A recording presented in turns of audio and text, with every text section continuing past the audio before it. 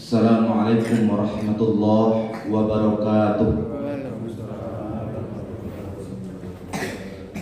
Alhamdulillahillazi arsala rasulahu bil huda wa dinil haqq liyuzhirahu 'ala dini kullihi wa kafa billahi shahida.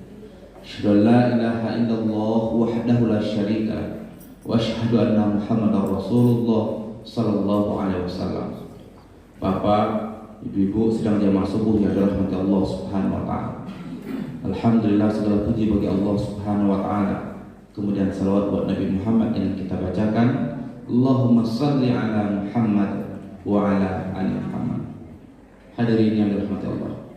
Pada kesempatan pagi kau Pak Bu, tausiah awal ambagi menyampaikan sebuah ibadah yang amat dekat dalam kehidupan kita, tapi dalam banyak hal sering kita lupakan. Padahal manfaatnya luar biasa, yaitu zikir kepada Allah.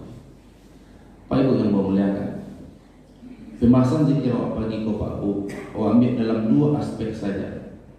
Pertama, A sebenarnya yang dimaksud dengan zikir, dan A yang awak dapatkan kalau awak zikir kepada Allah Subhanahu wa taala.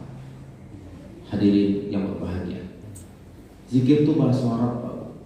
Asal katanya zakara yazkuru zikran, menyebut, mengingat atau mendengar. Cuman tak selamanya menyebut, mengingat dan mengenang dikatakan zikir. Dia menjadi zikir ketika ada ujungnya. Apa ujungnya Bapak Ibu? Ketika yang kita sebut, yang kita ingat, yang kita kenang adalah Allah Subhanahu wa taala. Ketika yang wak sabit bukan Allah, yang wak ingat dan kita kenang bukan ujungnya kepada Allah Subhanahu wa taala, itu bukan hakikat zikir yang kita maksudkan. Hadirin rahmati Allah Subhanahu wa taala. Zikir adalah salah satu ibadah yang unik. Dan di antara bentuk keunikan itu adalah zikir adalah satu ibadah yang tak terbatas batasan ruang, jumlah dan waktu. Apapun ibadah yang Allah syariatkan, sebagian besarnya Bapak Ibu ada batasannya, baik batasan waktu, batasan jumlah atau batasan tempat. Contoh, pagi ko awak salat subuh. Maka kapan salat subuh awak sah? Pertama, batasan bilangannya terpenuhi ketika lakukan 2 rakaat. Kalau lakukan lebih dari itu, maka salat awak sah dan tidak apa-apa. Salat awak tidak menjadi sah. Dari segi batasan waktu, bahkan kalau subuh awak kerjakan jam 8 pagi Bapak, tanpa halangan yang syar'i, sah dan tidak apa-apa, maka salat kita tidak menjadi sah. Kedua, zakat ada batasan, batasan waktu, batasan jumlah. Pak Ibu ingin zakat fitrah, jaleh, waktunya jaleh, jumlahnya jaleh, 2,5 kilogram. Lebih dari itu mulia, kalau untuk zakat tidak. Apa Ibu ingin bersedekah? Sedekah secara jumlah tidak dibatasi, berapapun silahkan, 1 juta, 10 juta, 100 juta. Tapi kapan dia terbatas? Ketika ada yang menerima. Ada pitihan Pak Ibu 100 juta, Bapak ingin untuk menginfakkan, tapi persoalannya tidak ada orang yang mau menerima. Bisa Pak Bu? Tidak. Maka berkaitan dengan zikir, tidak ada batasan hal yang serupa itu Pak Bu. Maka itu makanya dalam surah Al-Ahzab sampai 1 Allah katakan, ya ayyuhallazina amanu zkurullaha dzikran katsira. Hai orang-orang beriman, berzikirlah kamu kepada Allah sebanyak-banyaknya. Tidak ada batasan Pak Bu. Sebanyak-banyaknya sesuai dengan kemampuan terbaik yang awak miliki, lakukanlah itu. Al-Jum'ah ayat 10 sama. Wazkurullaha dzikran katsira la'allakum tuflihun. Berzikirlah kamu kepada Allah sebanyak-banyaknya perlu kamu, agar kamu termasuk orang beruntung. Kalau disebut Allah sebanyak-banyaknya, kira-kira ada batasan jumlah Pak Bu? Tidak. Batasan waktu tidak. Kapan saja, di tengah rami, awak surang, di rumah, di mana, dalam perjalanan, di tampek kajo, maka lakukanlah. Hadirin rahmati Allah Subhanahu wa taala. Maka dengan demikian, seperti apa bentuk yang sebanyak-banyaknya itu Bapak Ibu? Pertama, ada dalam konteks lisan. Ambil contoh, kalau tadi apa Ibu baca doa, Bismillahirrahmanirrahim, Bismika Allahumma ahya wa bismika amat. Lain dibaca kalau Pak Bu, lain zikir. Jago lalu kok baca alhamdulillahillazi ahyana ba'da ma amatana wa ilaihi nusur. Lain baca Pak Bu, zikir. Masuk WC untuk berwudu, untuk cuci muka sebelum sahur, awak baca Allahumma inni a'udzubika minal khubuthi wal khaba'is, zikir. Keluar dari rumah untuk melangkah ke masjid, bismillahirrahmanirrahim. Awak salat tadi baca subhanallah 33 kali, alhamdulillah 33 kali, Allahu akbar 33 kali. Sadwalahnya zikir. Tadi waktu salat subuh, Allah katakan aqimis shalah li zikri. Dirikanlah salat untuk menyebut nama Allah, untuk berzikir kepada Allah. Setelah kau baca Al-Quran, salah satu dari nama Al-Quran itu adalah az-zikru. Berarti ketika kita baca Al-Quran, pada hakikatnya awak berzikir. Kan luas maknanya bahwa. Tapi ada bentuk zikir yang jauh lebih luas dari itu lepas. Surat Ali Imran ayat 191. Inna fi khalqis samawati wal ardh wa ikhtilafil laili wan nahari la ayatin li ulil albab allazina yadhkurunallaha qiyaman wa qu'udan wa 'ala junubihim wa yatafakkaruna fi khalqis samawati wal ardh rabbana ma khalaqta hadza batila subhanaka faqina 'adzabannar. Sungguhnya pada penciptaan langit dan bumi, beda siang dan malam, terdapat tanda-tanda kekuasaan Allah. Bagi siapa, Bu? Ulul albab. Siapa? Allazina yazkurunallah, orang-orang yang senantiasa berzikir kepada Allah, qiyaman wa qu'udan wa 'ala junubihim, dalam keadaan tagak, dalam keadaan duduk, dan dalam keadaan berbaring. Kemudian dia berkata, ya Tuhanku, tidak Engkau ciptakan segala yang di alam ini sia-sia. Subhanaka faqina azabannar. Maha suci Engkau Allah, dan jauhlah kami dari neraka.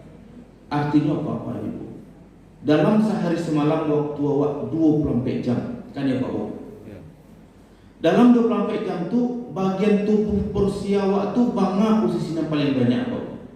Kalau nak tagak, kalau nak duduk, kalau nak berbaring. Ada posisi tubuh awak selendar itu Pak Bu? Ada. Contohnya jongkok atau mencangkuang kecil orang awak. Bara sanggup kapasitas badan awak ketika awak jongkok atau mencangkuang Pak Bu? Yakin 5-10 menit paling lama panjang pada waktu. Maka sebagian besar hidup awak tadi itu dalam Al-Quran pun mengingatkan berzikirlah kepada Allah Subhanahu Wa Taala. Tapi yang terpenting apa-apa ibu, ketika lafal zikir itu kita lakukan, ketika zikir dalam aktivitas amal perbuatan kita lakukan, jangan lebih dari dua hal sebab. Atau apa ibu anda mati Allah, jangan zikir sarpo beo, jangan zikir lu sarpo nak kete. Bahan untuk beo zikir apa-apa ibu anda mati Allah, kita ambil contoh sederhana. Apa ingin bertamu ke rumah tetangga, dusana atau karib kerabat, sampai di muka pintu bahasa robok di beo.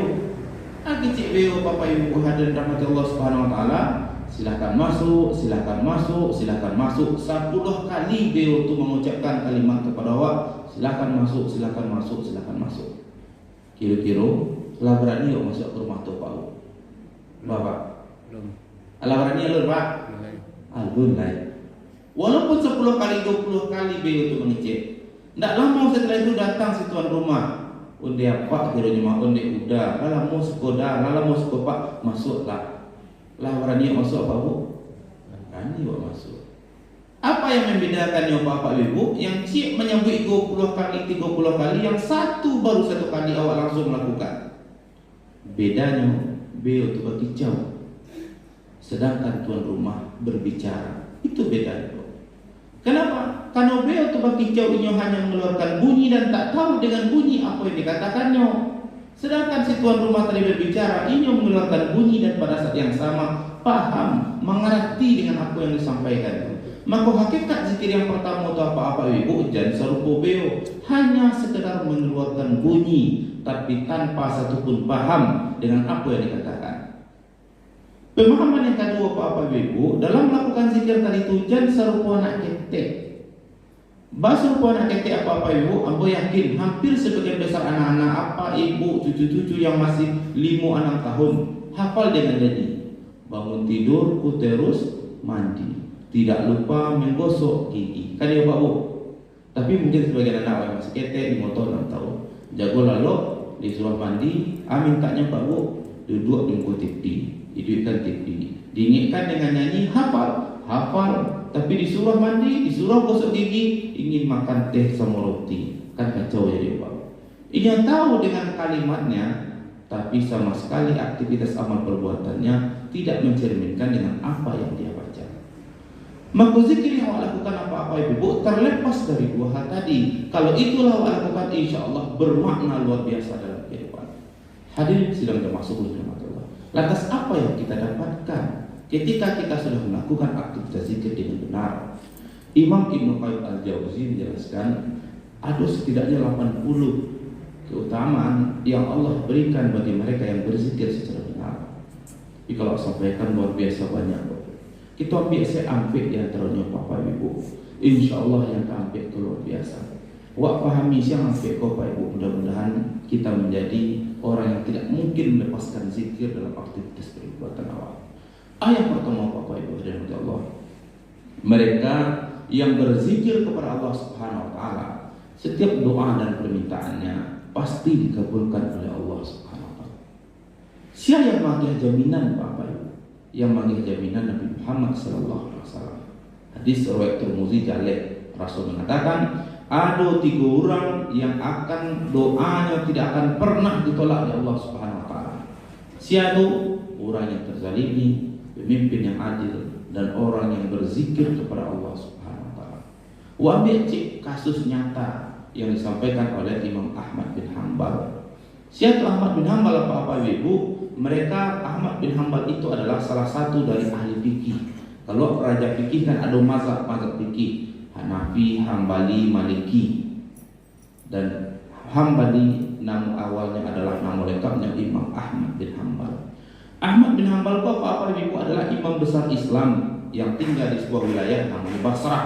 Di situ belajar mengajar ilmu. Di situ menjadi ulama besar yang terpandang di wilayah Basrah. Maka dikenal kalau pergi ke Basrah, di situ ada ulama hebat namanya Ahmad bin Hanbal. Tapi hebatnya Bapak Ibu, zaman dulu itu kan ada media sosial. Orang tak bisa menjelek wajah, orang tak bisa menjelek spanduknya menyebar di mama. Tapi orang tahu kalau di Basrah ada Ahmad bin Hanbal. Maka Ahmad bin Hanbal sendiri yang menuturkan suatu ketika, seolah-olah hati saya digerakkan oleh Allah untuk barangkit kini kojo ka Kufah, tanpa tahu maksud, tanpa tahu tujuan. Yang penting digerakkan hati Allah berangkat. Maka berangkatlah Ahmad bin Hanbal menempuh perjalanan jauh, tapi sampai di situ tidak tahu kama sampai di tuju. Maka sampai di tuju pertama tu ke masjid, nyo salat di situ, inyo rehat mau jua sebentar karena panik berjalan tak kaluk. Tak lama setelah itu datang petugas masjid dan berkata, Pak, maaf Pak, jangan lalu dalam masjid. Kalau silahkan ke bagian luar. Sebagai ulama besar Islam yang tak mau menyebutkan siapa dia, baik keluar memanung-manung di luar di teras. Datang laki-laki, Pak Kama Pak, apa baru tiba siku? Iyo, ada keluarga Pak di siku? Indah. Kalau model tua mau jadikan Pak sebagai tamu. Dibawalah ke rumah. Ternyata yang punya rumah itu apa Ibu adalah tukang roti. Ini membuat roti di situ, pabrik pemanggangannya di situ, tampik menjual roti di situ. Maka dia ajalah fasilitas tampik lalu dia makan Ahmad bin Hanbal. Dicari tukang roti tadi bekerja luar biasa. Maka tukang roti tadi tidak pernah lepas dari zikir. Dia ambil tapung la ilaha illallah, dia ambil ayat la ilaha illallah, dicampur dengan garam ragi la ilaha illallah. Selama mengaduk, selama 10 mengucapkan kalimat la ilaha illallah, la ilaha illallah, la ilaha illallah. Dipanggang rotinya mengucapkan kalimat la ilaha illallah. Tiba orang membalik potong roti la ilaha illallah.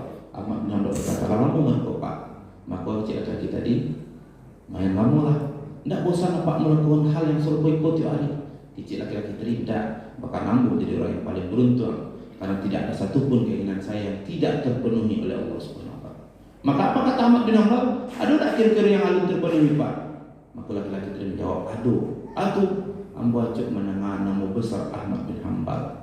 Ambo pernah membaca buku Ahmad bin Hanbal dan ambo mengikuti paham fikih yang disampaikan oleh Ahmad bin Hanbal. Tapi selama ambo tak pernah bertatap muka langsung dengan Ahmad bin Hanbal. Sidang masuk ke Allah Subhanahu Wa Taala. Betapa ketika itu Ahmad bin Hanbal berkata kepada hatinya, atas dasar inilah kiranya Allah Subhanahu Wa Taala menggerakkan hatiku untuk berangkat ke Kufah, memenuhi keinginan permintaan dari seorang laki-laki berbuat roti yang selalu berzikir kepada Allah. Itu yang pertama Bapak Ibu. Kira-kira Pak Bu, dengan keutamaan yang pertama saya masih malah berzikir Pak Bu. Mudah-mudahan ini. Yang kedua apa yang Pak dapatkan? Orang yang senantiasa berzikir kepada Allah Subhanahu wa taala akan mendapatkan ketentraman hati, akan mendapatkan ketenangan jiwa yang tidak pernah didapatkan dengan cara yang lain. Karena Allah kunci dalam Al-Qur'an, innal ladzina amanu wa tasma'inu qulubuhum bi dzikrillah, ala bi dzikrillah tasma'innul qulub. Dalam hidup apa-apa ibu-ibu, salah satu sifat tabiat dasar manusia itu kan suka berkeluh kesah, suka risau, suka galau, dan itu tabiat manusia. Sebenarnya dalam kehidupan awak banyak cara manusia untuk menghilangkan kegelisahan itu. Itu makanya ada Pak Candia, kurang pai karajo pagi pulang jam 5 jam 6, istirahat di rumah sawanta, kemudian duduk di lapau, bisa bertahan berjam-jam duduk di lapau, mulai dari jam 8 malam sampai jam 2 balik.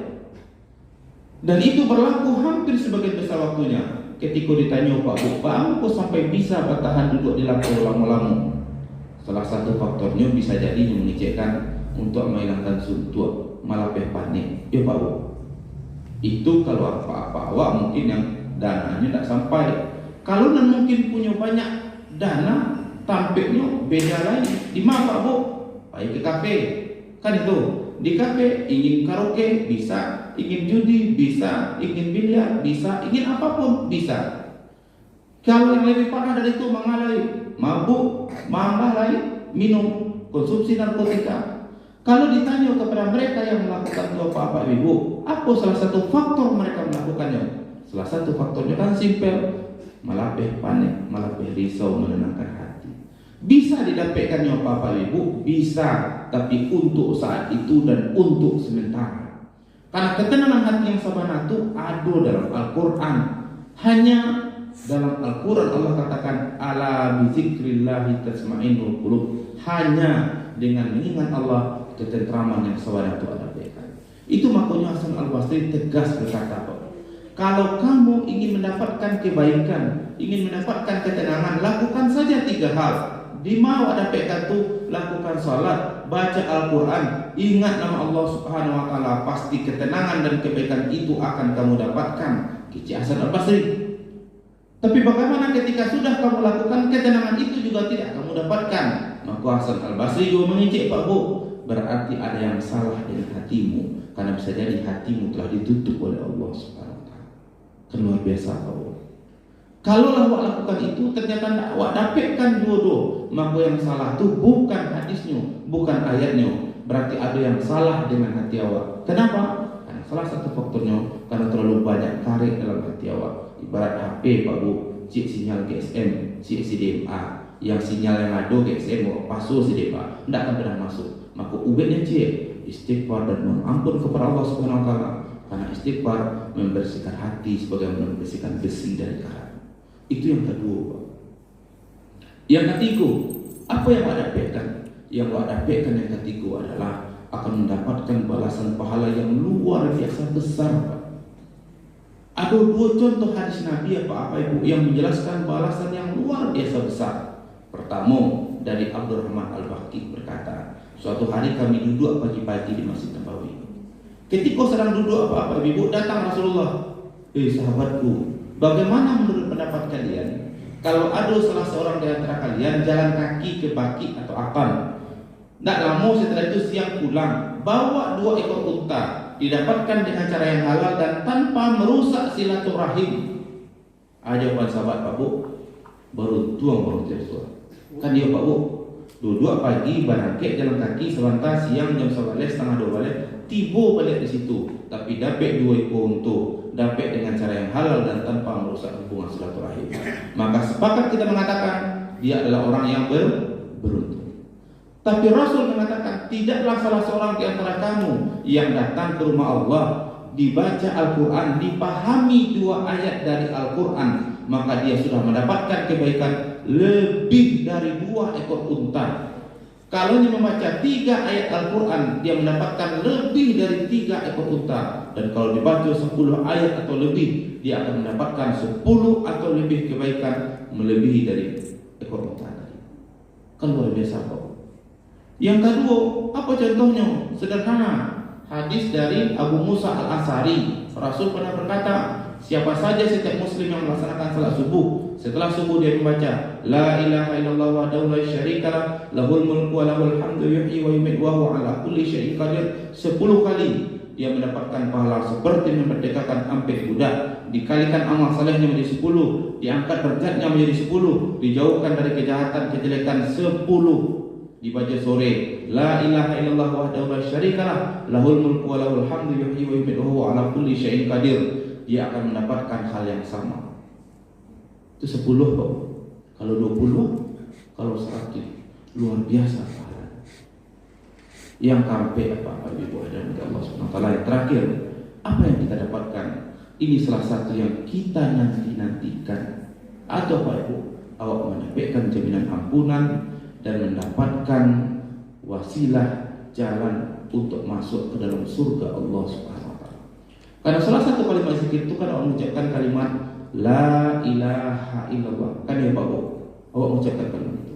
Dan tegas hadis Nabi mengatakan, siapa yang mengucapkan kalimat La ilaha illallah di akhir kehidupannya, insya Allah akan masuk ke dalam surga.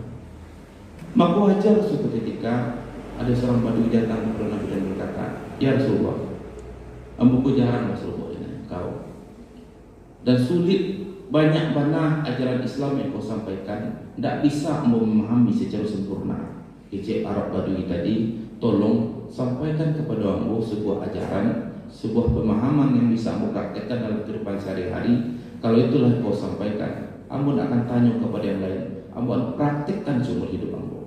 Apa jawaban Rasul Abu? Maka jangan kamu biarkan lidahmu kering dari berzikir kepada Allah Subhanahu wa taala.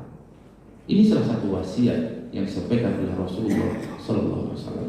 Bapak Ibu hadirin sedang jemaah subuh yang dirahmati Allah Subhanahu wa taala. Mudah-mudahan tausiah singkat yang bisa kita sampaikan pada kesempatan pagi hari ini menjadi bugahan bagi awak saudara-saudara tentang pentingnya kita melakukan aktivitas zikir dalam kehidupan, baik secara lisan, baik tilawatul Quran, baik memperbanyak ibadah salat, maupun zikir aktivitas amal perbuatan dalam rangka taat dan patuh kepada Allah Subhanahu wa taala. Yang terpenting, apapun bentuk zikir yang kita lakukan, jangan serupa beo dan berkicau, jangan serupa anak kita yang hanya pandai bernyanyi tapi tidak melakukan dalam aktivitas perbuatan. Ketika awak melakukan secara benar apa-apa Ibu hadirin Allah, insyaallah kebaikannya luar biasa. Allah akan kabulkan segala keinginan kita. Allah akan berikan ketentraman hati. Allah akan lipat gandakan amal saleh dan insyaallah membuka jalan bagi kita untuk mendapatkan husnul khatimah. Amin ya rabbal alamin. Demikian saja Pak Ibu dan Allah, mudah-mudahan bermanfaat. Bila taufiq wal hidayah. Assalamualaikum warahmatullahi wabarakatuh.